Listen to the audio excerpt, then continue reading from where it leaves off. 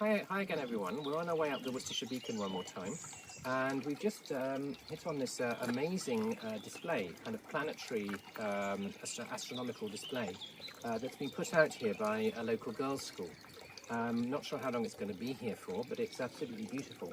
And you can see they've put out several planets. They've also put out a British astronaut, just for good measure, down the bottom. And it reminds me a little bit of how we explore the idea of time, or the concept of time, in the Davis programme. So time as an idea or a concept is one that many creative individuals with maths difficulties, with attention-focused difficulties, and also many individuals on the autistic spectrum struggle with. And so in the Davis programme, we take a deeply explorative approach to time within the structure of the process that we call concept mastery. We look at time as measurement of change in relation to a standard.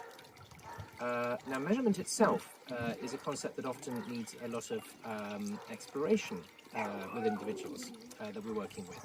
The idea of finding out how long or how heavy or how much space something occupies by comparing the unknown amount or quantity to something known, such as a ruler or a tape measure, a measuring jug. So I've worked with individuals where we might have spent sometimes up to half a day just exploring the idea of measurement out in the real world.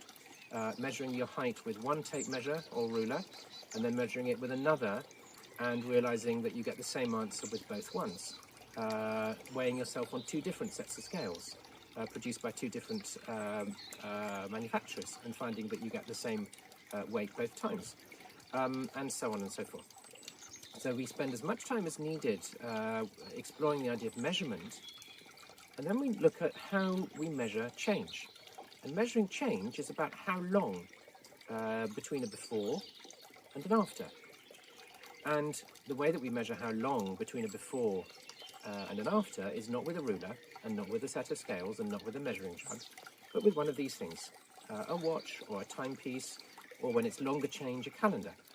But then, going in deeper still, if we look at where watches, calendars, timepieces come from, they're derived from the standard, which is the Earth's rotation on its axis, in the case of a watch, or the Earth's orbit around the Sun, in the case of a change that takes more than a day and would be measured by a calendar.